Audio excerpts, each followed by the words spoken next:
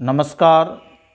एक बार फिर इस चैनल में आप सभी का स्वागत है। आज हम इस वीडियो के माध्यम से कक्षा 6 संस्कृत 8 ग्रेड अभ्यास पुस्तिका के माध्यम से, जो कि वर्ष 2024-25 में विद्यार्थियों को प्राप्त हुई, जिसके प्रथमः पाठः शब्द परिचयः। शब्द परिचय पाठ का हम अभ्यास करेंगे। तो अभ्यास करने से पहले हम देखते हैं प्रथमः पाठः, पहला पाठ शब्द परिचयः, शब्द परिचय। तो इस पहले पाठ में हम अभ्यास कार्य को करें उससे पहले हम यहाँ पर देखते हैं कि विचारों की अभिव्यक्ति हाव भाव व शब्दों से होती है तथा शब्दों के सहयोग से विचार प्रकट होते हैं। शब्दों की संरचना वर्णों से होती है, जैसे कमलम। तो कमलम शब्द को इन्होंने वर्णों में पृथक पृथक किया। तो आप देखें कि कमलम का, तो इसको व्यंजन बनाया हलंत लगाकर, और इसका व्यंजन में आ का स्वर है तो इसको अलग कर दिया। इसके बाद माँ को भी व्यंजन रूप में लिखा हलंत लगाकर, और माँ में भी आ का स्वर है। इसके बाद ला को भी हलंत लगाकर व्यंजन के रूप में लिखा, और इसमें भी आ का स्वर है। और इसके बाद माँ पहले से भी आधा है, व्यंजन रूप में है। तो इस प्रकार हम इस कमलम शब्द को पृथक पृथक वर्णों में इस प्रकार लिखेंगे। यानी सभी के जितने भी वर्ण हैं, केवल स्वर वर्णों को ज्यों का त्यों लिखते हैं, और व्यंजन वर्णों को हम उसका स्वर निकाल कर के लिखते हैं कि इस व्यंजन वर्ण में कौन सा स्वर है, उस स्वर को हम इस तरह हम लिखते जाएंगे। तो संस्कृत भाषा में मुख्य रूप से वर्ण 3 प्रकार के होते हैं। नंबर 1 स्वर वर्ण। स्वर वर्ण में आ, ई, उ, री इत्यादि ये आपके स्वर वर्ण कहलाते हैं। दूसरे नंबर में आता है व्यंजन वर्ण, क, ख, ग, घ इत्यादि ये आपके व्यंजन वर्ण कहलाते हैं। और जब इन व्यंजन वर्णों में स्वर मिला दिया जाता है तो यह पूर्ण हो जाता है। इसके बाद तीसरे नंबर में आता है संयुक्त वर्ण। अब संयुक्त वर्ण कौन कौन से हैं? छ, त्र, ज्ञ इत्यादि। प्रस्तुत पाठ में हम स्वर व्यंजन के माध्यम से शब्द परिचय का विस्तार पूर्वक अध्ययन करेंगे। तो हमें यहाँ पर जो भी शब्द दिए जाएंगे, हम उन सभी शब्दों का स्वर और व्यंजन अलग करते हुए लिखेंगे। तो सबसे पहले हम देखते हैं पुष्पाणाम नामानि। पुष्पाणाम नामानि, पुष्पों के नाम, फूलों के नाम। तो देखते हैं कि सबसे पहले दिया गया है कमलम, अर्थात कमल, जिसका आप देख पा रहे हैं चित्र बना हुआ है। और इस कमलम का कैसे स्वर और व्यंजन अलग किए गए हैं, इसको हमने पहले भी देखा है। और इसके बाद आप देख रहे हैं कंदुक पुष्पम। कंदुक पुष्पम अर्थात गेंदा। और इसका जो स्वर व्यंजन अलग किया गया है, कंदुक पुष्पम, तो आप देख रहे हैं का में या का स्वर है, फिर इसके बाद आधा ना, इसको ज्यों का त्यों लिखते हैं, इसमें स्वर नहीं है चूंकि वो पहले से आधा है। और छोटा दू, तो दा और इसमें ऊ का स्वर लगा हुआ है। इसके बाद का में या का स्वर है, फिर पू में पा लिखेंगे और ऊ का स्वर। इसके बाद आधा षटकोण का सा हलंत लगाकर, और पा में या का स्वर है, और इसके बाद हलंत में मा। इस प्रकार हमने कंदुक पुष्पम को स्वर व्यंजन में हमने अलग अलग किया। इसके बाद हम देख रहे हैं चंपकम अर्थात चंपा, इसको भी हमने स्वर व्यंजन वर्णों में अलग अलग लिखा। आगे फलानाम नामानी, फलों के नाम, अमृत फलम जिसे हम कहते हैं अमरूद, और इसको किस प्रकार से लिखा गया है, ये आपका ज्यों का त्यों रहेगा, और माँ में री का रकार है, तो माँ, और इसमें जो स्वर लगा हुआ है री। इसके बाद ता में आ का स्वर है, फा में आ का स्वर है, ला में आ का स्वर है, और माँ, जो चूंकि वो पहले से आधा है, व्यंजन वर्ण है। आगे हम देखते हैं आम्रम अर्थात आम, तो इसको भी लिखा गया है आम्रम, आ बड़ाया, इसके बाद माँ आपका व्यंजन वर्ण हो गया, और माँ में रा लगा हुआ है, तो रा और आ, और इसके बाद व्यंजन वर्ण माँ। आगे देखते हैं कदली फलम, तो कदली फलम अर्थात केला, तो इसको भी कदली फलम को लिखा गया है। आप देख पा रहे हैं कि इस प्रकार से इसका भी हम स्वर और व्यंजन अलग कर देंगे। अब आप देखेंगे पुष्पाणाम नामानी, पुष्पों के नाम, फूलों के नाम, पुष्पाणाम, तो सबसे पहले है पाटलम अर्थात गुलाब, तो पाटलम को हम इस प्रकार से लिख लेंगे। मालती चमेली, तो हम मालती का स्वर व्यंजन अलग अलग कर देंगे।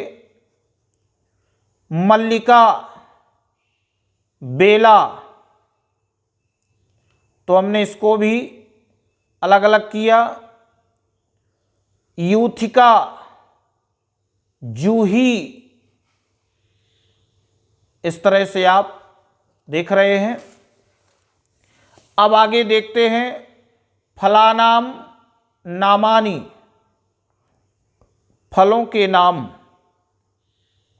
द्राक्षा अंगूर, तो द्राक्षा को द रा और बड़ा आ का स्वर है, और जो छा छत्री बनता है वह का और सा, द्राक्षा का सा, और इसमें बड़ा आ का स्वर लगा हुआ है। सेवम सेव, तो सेवम को इस तरह से लिखा गया है। दाड़िमम दाड़िमम अनार, इस तरह से दाड़िमम। कपित्थम कैथ का फल, कपित्थम कैथ का फल, तो इसको भी स्वर व्यंजन अलग अलग किया। नारिकेलह नारिकेलह नारियल, और नारिकेलह का भी हमने स्वर व्यंजन अलग किया। जंबूह जामुन, तो जंबूह को इस प्रकार लिखा गया। अब आगे देखते हैं पक्षिणाम नामानी, पक्षियों के नाम, बकाह बगुला, चटका चटका चिड़िया, कपोता कबूतर, सारिका मैना, कोकिला कोयल, वर्तिका बतख,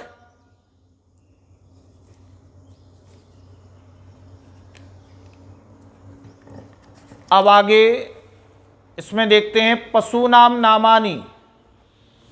पशु नाम नामानी, पशुओं के नाम उष्ट्रः ऊंट, एड़ह, बारहसिंगा, भल्लूका भालू, सस्का खरगोश,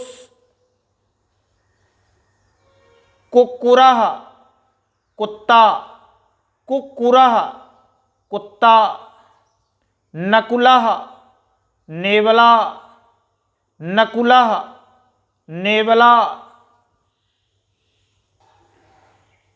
पक्षिणाम नामानि, पक्षियों के नाम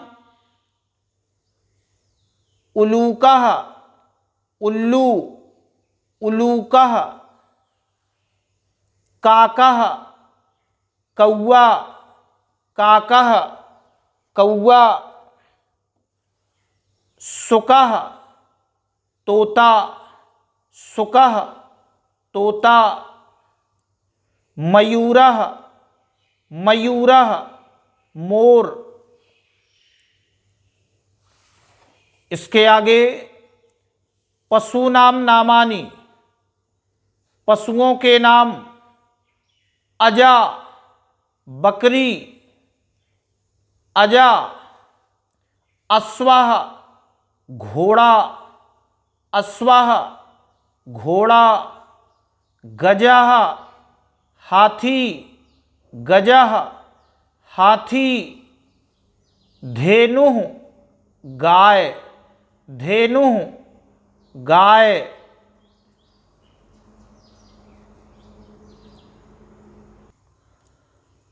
आगे देखते हैं वस्तु नाम नामानी, वस्तु नाम वस्तुओं के नाम।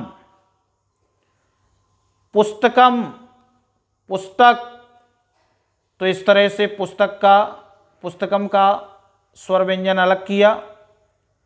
घटिका घड़ी, तो घटिका को भी लिखा गया है। चस्का गिलास, तो चस्का का स्वर व्यंजन अलग किया। द्विचक्रिका, द्विचक्रिका साइकिल, द्विचक्रिका देख पा रहे हैं। दा में वा लगा हुआ है और छोटी ई का स्वर है, फिर चा में आ है, फिर का और रा लगा हुआ है और छोटी ई की मात्रा है और का में बड़ा आ का स्वर है। इस तरह से अब आगे हमें निर्देशः बहुविकल्पीय प्रश्नाः। प्रश्न पहला है आम्रम शब्दस्य वर्ण विच्छेदः भवति। आम शब्द का, आम्रम शब्द का वर्ण विच्छेदः भवति, वर्ण विच्छेद होता है। तो यहाँ पर हमें 4 ऑप्शन दिए गए हैं। इसमें से आम्रम शब्द का स्वर व्यंजन यानी वर्णों का विच्छेद कौन सा सही कर रहा है वो आप देखेंगे कि इसमें जो दूसरे नंबर पर है बड़ा आ का स्वर है, फिर माँ में रा लगा है और आ और इसके बाद मा, तो ये दूसरा सही हो जाएगा आम्रम। प्रश्न दूसरा है मयूरः हिंदी भाषायां भवति। मयूरः हिंदी भाषा होता है। मयूरः का हिंदी भाषा क्या होता है? तो मयूरा होता है मोर, तो इसका पहला सही हो जाएगा मोर। इसके आगे प्रश्न तीसरा, संयुक्त व्यंजन वर्ण युक्तम पदम अस्ति। संयुक्त व्यंजन वर्ण युक्त पद है तरुः, तटः, त्रसम, तर्पणम। तो इसमें जो संयुक्त व्यंजन हमने पढ़े हैं छ, त्र, ज्ञ, तो इसमें से तीसरा हो जाएगा त्रसम। इसके बाद प्रश्न चौथा, म में अ, या में उ, र और विसर्ग इति वर्णानाम संयोजनम अस्ति। इन वर्णों का हमें संयोजन करना है, यानी इन वर्णों का संयोजन है, तो हो जाएगा मयूरः। दूसरे नंबर का मयूरः। पांचवा प्रश्न है, र इति वर्णयुक्त शब्दम नास्ति। र इस वर्ण युक्त शब्द नहीं है, यानी रा वर्ण युक्त शब्द नहीं है, जिसमें रा नहीं हो, ऐसा शब्द कौन सा है? तो सरह, रथः, रसः, नभः। तो चौथा सही हो जाएगा, जिसमें रा वर्ण युक्त शब्द नहीं है, नभः। निर्देशः रिक्त स्थानानि पूरयत। अब हमें रिक्त स्थान पूर्ण करना है। तो प्रश्न छठवां में है कोला की कोकिला। इसके बाद पुष्कम, तो हो जाएगा पुस्तकम। आठवां कम म कमलम। फिर नौवां प्रश्न है षट्पदः, और 10वें में न सह नरेशः। आगे निर्देशः एक पदेन उत्तरम लिखत। अब हम एक पद के द्वारा उत्तर लिखेंगे। प्रश्न 11वां है स्वरवर्णेषु प्रथमः वर्णः कः अस्ति। स्वरवर्णेषु सप्तमी विभक्ति बहुवचन। स्वर वर्णों में प्रथम वर्ण क्या है? तो स्वर वर्णों में प्रथम वर्ण कौन सा है? वो है आपका अ। स्वर वर्णों में प्रथम वर्ण है अ। इसके बाद 12वां प्रश्न है रि वर्णस्य प्रयोगम कृत्वा कोपि एकम शब्दम लिखत।